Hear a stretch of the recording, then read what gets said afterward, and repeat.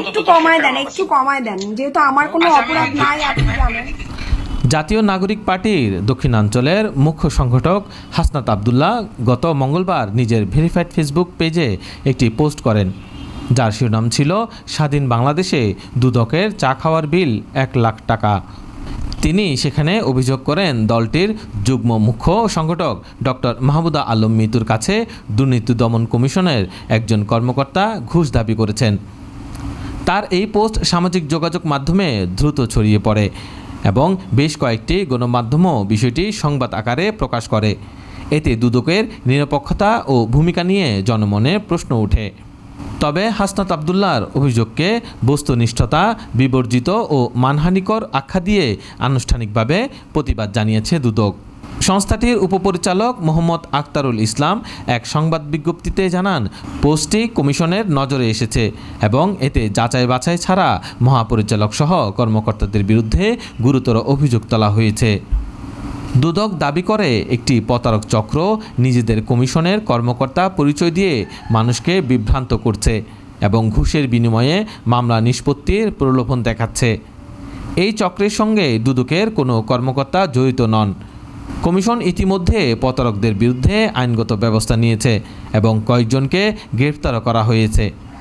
বিজ্ঞপ্তিতে দুদক আরও জানায়, অনেকে প্রতারণার শিকার হয়ে সামাজিক মাধ্যমে দুদককে দায়ী করছেন, যা কমিশনের ভাবমূর্তি ক্ষুণ্ণ করছে। দুদক অনুরোধ করেছে, কেউ যদি এমন প্রতারণার মুখোমুখি হন তাহলে তাৎক্ষণিকভাবে 106 নম্বর হটলাইনে জানাতে অথবা কাছের দুদক কার্যালয়ে যোগাযোগ করতে।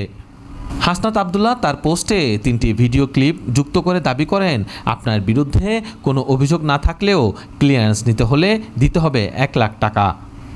আপনি একটু ওদেরকে বলে একটু কমায় দেন না।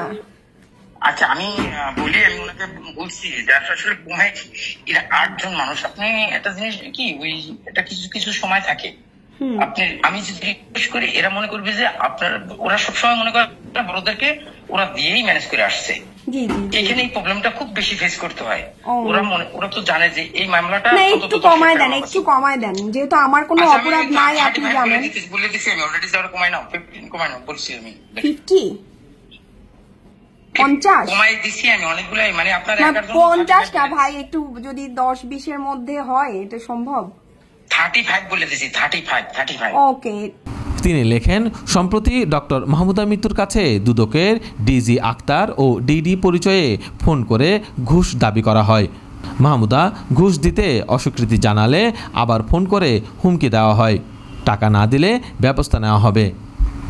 হাসনাত আরও লেখেন, মাহমুদা 5 আগস্টের পর রেড ক্রিসেন্টে যোগ দিয়েছেন, অথচ দুদক তদন্ত করেছে পরবর্তী সময়ের দুর্নীতি নিয়ে এবং বর্তমান কর্মীদের উপর দোষ চাপানো হচ্ছে।